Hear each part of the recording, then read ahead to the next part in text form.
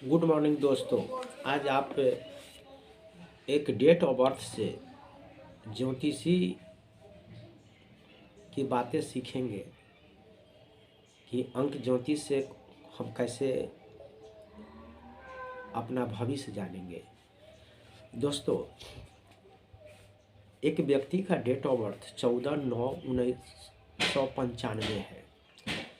तो सबसे प्रथम लेंगे 14 को। 14 बना है 1 और 4 से।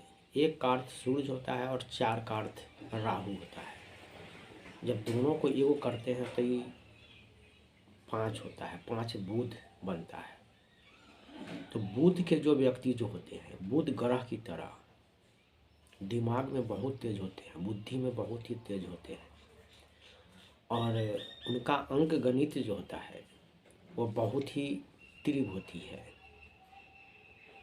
और सभी अंकों को जब जोड़ते हैं तो वह भाग्यांक कहलाता है।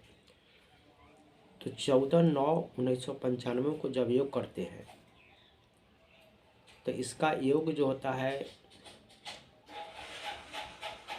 आपका मूलांक दो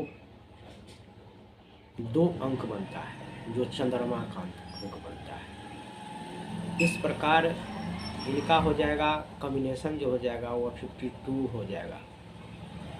और 52 जो होता है जब उसको जब योग करेंगे तो उनका 7 बनता है। 7 जो होता है वो केतु का होता है।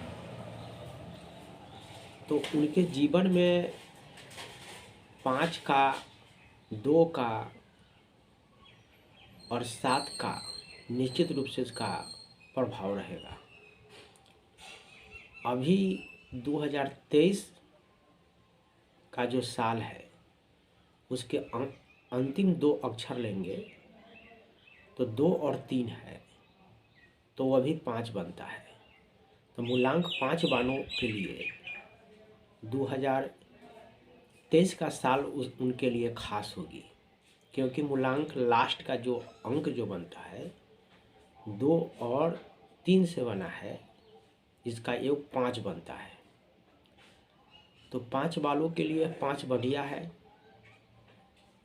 और उनका जब उम्र का टोटल देखने पर यह 28 बनता है। तो 28 का जो अर्थ जो होता है वह सूरज होता है।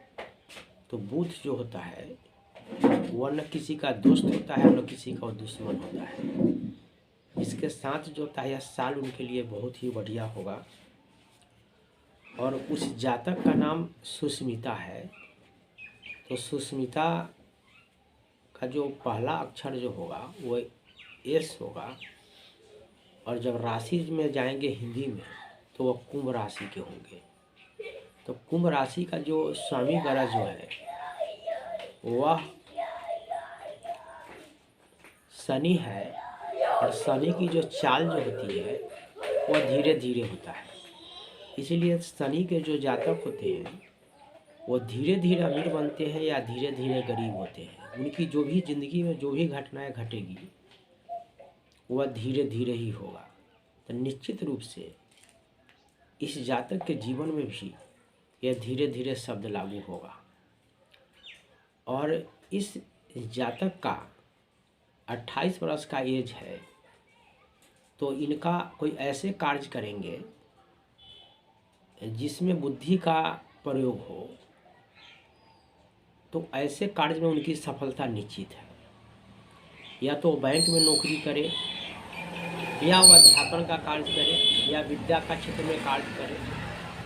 ऐसे कार्य करे जहाँ की बुद्धि और दिमाग का इस्तेमाल हो, जहाँ गणित का इस्तेमाल हो, जहाँ माउथ का इस्तेमाल हो, वहाँ पे निश्चित रूप से इनकी सफलता मिलेगी। मूलांक 5 के जो व्यक्ति होते हैं वो कोई भी कार्य कर सकते हैं। जब अंकों में देखेंगे 5 को तो जब लिखते हैं 1 2 3 4 5 6 7 8 9, तो 5 का जो स्थान है वो मिडिल में है। 4 अंक बाएं में है और 4 अंक दाएं में है।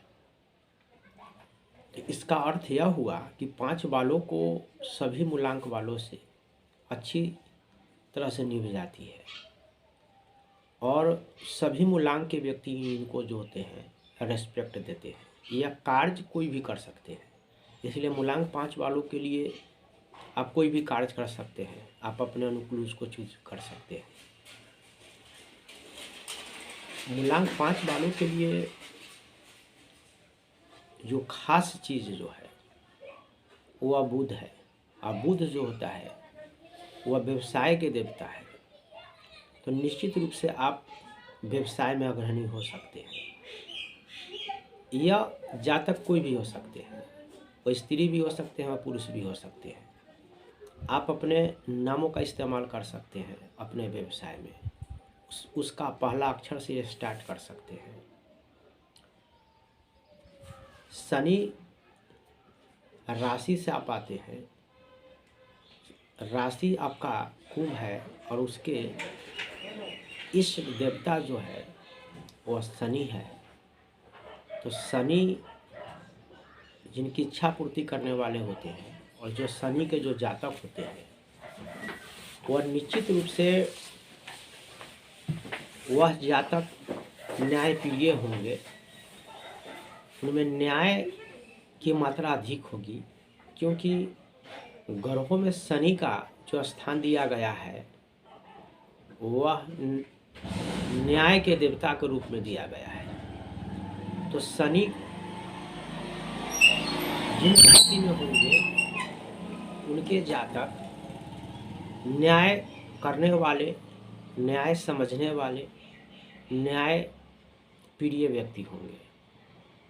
वह व्यक्ति जो होंगे कानून का पालन करने वाले, किसी नियमों का पालन करने वाले, किसी एक अगर कोई संस्था में है तो संस्था के नियमों को 100% पालन करने वाले वो व्यक्ति होंगे। और अगर वह व्यक्ति ऐसा नहीं कर रहा है, अपने कर्मों के विपरीत आचरण कर रहा है, तो वह व्यक्ति को नकारात्मक माना जाएगा। उस व्यक्ति में वो ग्रह का जो प्रभाव है वो नकारात्मक है। तो आप ऐसे देखेंगे कि जो शनि जिनका इष्ट देवता है, इष्ट देवता का अर्थ होता है जो उनकी इच्छा को पूर्ति करने वाला देवता हो। तो कुंभ राशि वालों के लिए शनि ही है, तो उनको शनिवार का दिन जो होता है उस दिन उपवास रखनी चाहिए, शनि की आराधना करनी चाहिए। और शनिवार को मंगल का वार को हनुमान जी की पूजा की जाती है। तो फिर शनि और हनुमान के बीच में क्या रहस्य है? तो शनि जो ग्रह है उनको वरदान मिला हुआ है कि जहाँ हनुमान रहेंगे वहाँ उनका प्रभाव क्षीण रहेगा, जिसके कारण अगर आप शनिवार को हनुमान का पूजा करते हैं तो निश्चित रूप से जो होता है आपका शनि का जो प्रकोप दूर होगा।